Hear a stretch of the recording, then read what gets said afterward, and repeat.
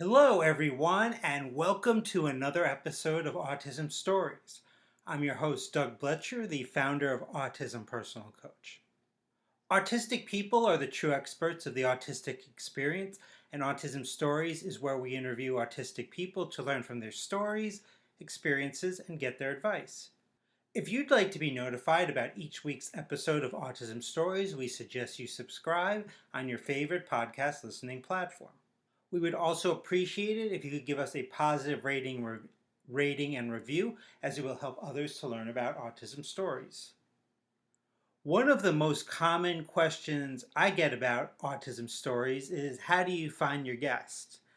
I tell people it always starts with curiosity about people's stories, but for the most part, it tends to be very organic. Sometimes someone will reach out and want to be interviewed. Other times, my assistant gives me some great suggestions on who we could interview on the podcast. Other times, just through social media, I come across someone whose story I just want to learn more about. And that's what happened for today's interview.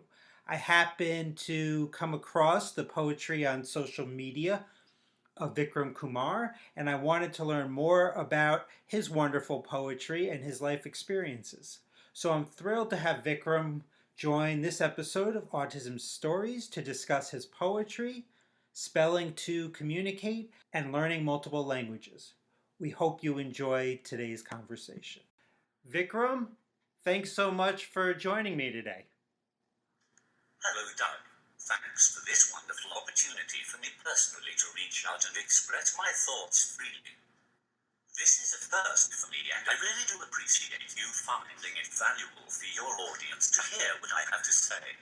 Largely in silent, and the spelling board has unlocked my mind after 27 years of not being understood and not having a voice. Being a non-speaker, I am talking using text-to-speech software. Hope you like my voice. Absolutely, and I know our listeners are going to find what you have to say very important, Vikram. So I wanted to start out and just learn, where does your story in the autistic community begin? Autism is my label bestowed on me by fellow humans who are more comfortable boxing based on haves and the disadvantaged. Since my label as a 3-year-old, my behavior conformed to the textbook definition. A low intelligence, non-speaking, non-existent person on the fringe of mainstream existence. I have been blessed with parents that will never give up on believing that I'm an individual that has a place and a contribution to make. I wish to make my own story one of triumph of hope and love over impossibility. Now, I know for the first 27 years of your life, you had a limited ability to communicate even your most basic needs. However, I saw on your Twitter profile where you talk about being a silent observer of the universe. So I'm really interested to know, what insights do you think that that silent observation has given to you about our planet? Fortunately for me, my dad and mom never made the lack of communication a debilitating problem. My outbursts caused by my anxiety and frustrations made things worse, but they understand the challenges and never gave up on me. I often retreat into my thoughts and imagination that takes me beyond my painful physical reality. Thought has no boundaries, and traversing metaphysical barriers to confounding creations challenging reality beyond our limiting senses. The expanse of thought could be more dynamic and engaging than the timeless mass of energy referred as the universe. Silent observation and questioning every thought is sometimes a wondrous intense conversation transcending trivial social dialogue. I enjoy these conversations with myself. The planet is but an evolutionary blip. Now, Vikram, I'm always impressed by people that can communicate in multiple languages. So during, these first 27 years of your life, I read that you learned multiple languages. What are the languages that you have knowledge of, and how did you go about learning them? Human brains are always communicating. I understand English, Hindi, Malayalam and the emotional play, which is entertaining. Human dialogue, TV and movies provide content and context for learning languages. I get confused just by English, so I am super impressed by you learning those languages. So talking about this planet, you're an inspiring poet, and I recently shared a poem you wrote in honor of Earth Day called "Speck of Paradise." What would paradise look for you if we as humans did a much better job of respecting our Earth? Paradise is a space in our imagination. We have a notional sense of continuing happy thoughts that are disrupted by events that break the continuing status quo. The Earth and our environment have been our medium of worldly expression that has swung from ecstasy to the depths of human experience. In our quest for perpetual comfort, we grab at every resource to enhance our short lives. The selfish exploitationist directed creativity. We are already in a state of happiness if our thought moves beyond material and physical comforts. We are in paradise and need to preserve it. Another poem that you recently wrote is called My Stims, which discusses your brain body disconnect. My Stims was turned into a song. Can you tell me a little bit about the collaboration that came to pass with the performing artist that sang your song? Gaia, like me, draws inspiration from the vibrations from music and harmony with expression. My dad has known her since her birth and explored her teaching me to create music. I was not interested but saw that my poem had the potential to be the lyrics for My Stims. My body hurts and is disconnected from the reality of most other people that is unexplainable. My Stims, the song sung by Gaia, beautifully expresses my pain, anger and hopes for recovery. She is an angel with a divine voice. She definitely has a beautiful voice.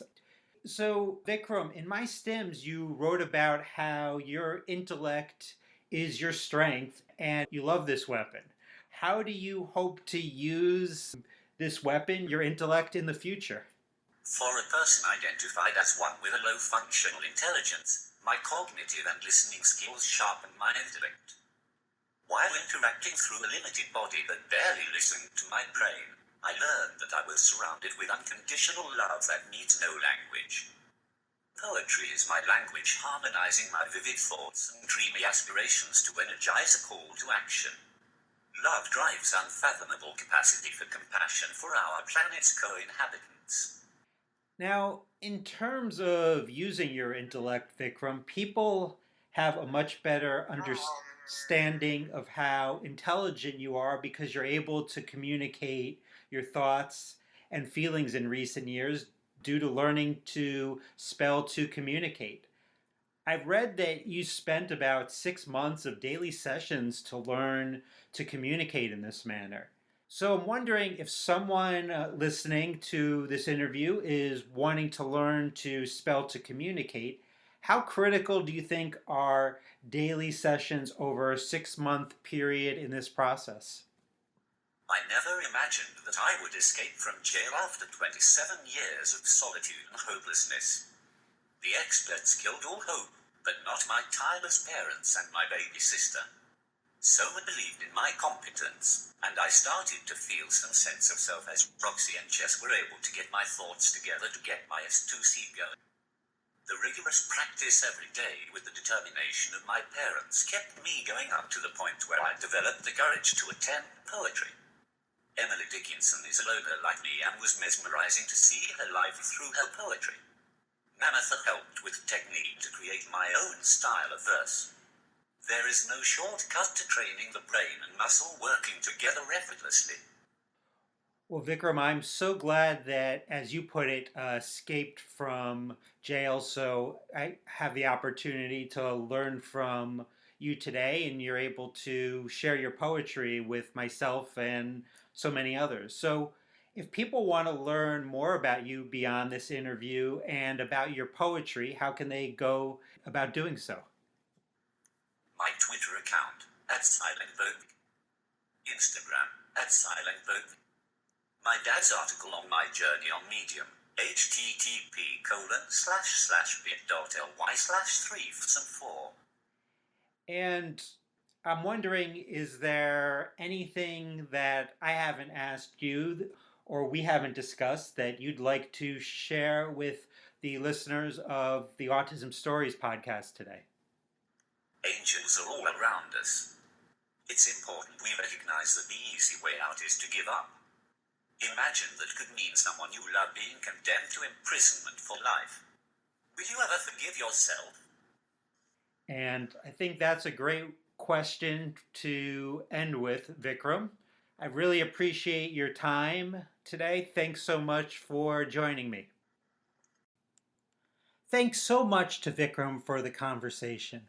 To learn more about Vikram, please check out the link in the podcast description for this episode. Through Autism Personal Coach, we provide autistic adults and teens with extraordinary support to live self-sufficient and purpose-driven lives through our customized coaching. Through this coaching, we will help you to use your preferred method of communication to get your needs met and desires fulfilled. If this is something that you're interested in, then please visit autismpersonalcoach.com for more information. I hope you enjoyed this episode of Autism Stories, and if you did, if you could tell a friend, foe, or anyone you know about it so they could have the same enjoyable experience as you when listening to Autism Stories, it would be greatly appreciated. Until next time, I'm Doug Bletcher of Autism Personal Coach. Talk to you then.